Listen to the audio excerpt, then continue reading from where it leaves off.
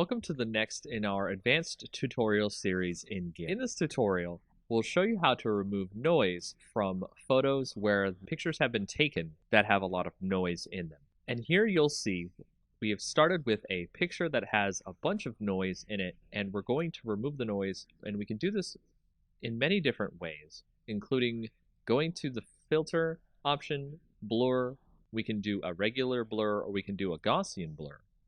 And a lot of people like to use these blurs to get rid of the noise in the image. However, there is a better tool to get rid of the noise in images. It is an extra GIMP plugin that you can go find. Once you download that and put it into your GIMP program, you'll see it under your Enhance Filter options, and it's called Wavelet Denoise. And Wavelet Denoise will allow you to bring up this dialog box that produces a better algorithm to remove the noise from your images. And when you go into it, you can see a preview of the image and the noise that will get reduced. So you can move around and find where most of the noise is coming from.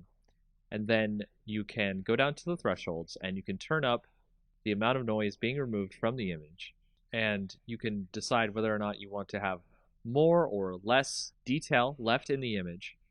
And you can also change how much detail can be conserved when you start applying the denoise filter to the image.